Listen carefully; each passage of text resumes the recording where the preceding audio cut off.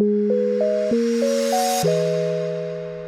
y'all, it's Hana. I'm back with another video. Today I'm going to show you guys how I make my black rice water.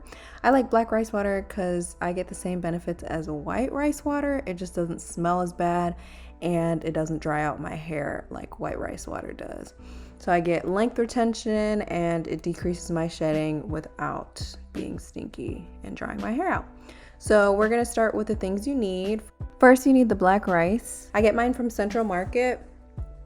It's called Forbidden Black Rice from Lotus Foods. It's like $3 for this whole thing. And then next you need like a measuring cup. This is like 1/4 of a cup or just a spoon, anything to spoon the rice out with. Next you need a mason jar. You can use a bigger one or a smaller one. Today in this video I'm going to use a smaller one, but if I want to make more, I'll use the big boy. Just make sure that they have an airtight lid to them, like this, just because we want to ferment the rice to get all its benefits. So just make sure all your jars have an airtight lid. Next, you'll need a strainer to strain the rice and the water.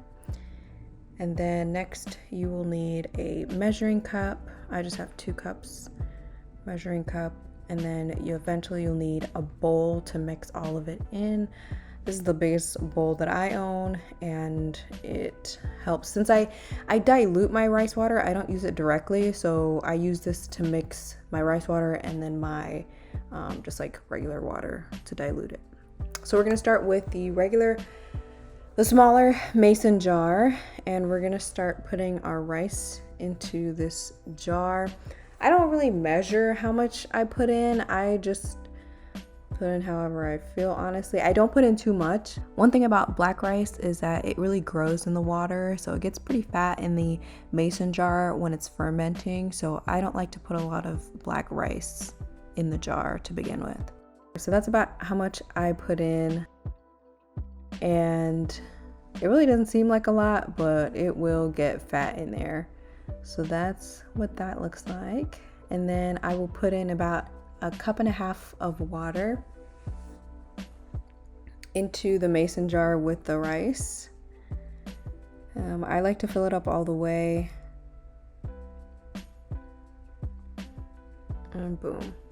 So then I'll put on the airtight lid, and I will actually just leave this alone in the counter for a day or two.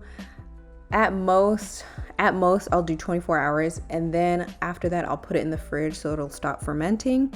So after 24 hours in room temperature and then about 2 days in the fridge, it'll look like that. Like I said, the rice will get pretty big and the water gets kind of murky.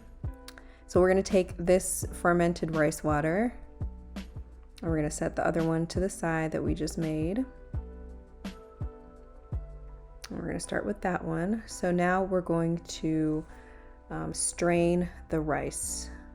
So get out your big bowl, your strainer, and then you're going to strain the rice.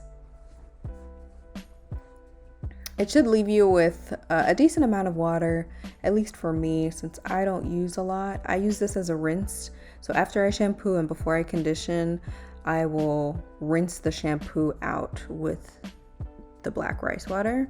It gives me enough protein, not too much, doesn't make my hair brittle. Well, there's Sophie.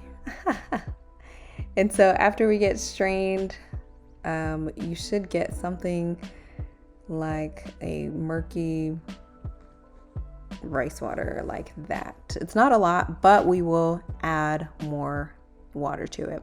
So I'll put in 2 cups of just regular water. So this is what that looks like. Trying to show y'all. So 2 cups of regular water, just tap water, and I'll do it 3 times, so 6 cups to dilute it, and I'll rinse my shampoo out with this rice water.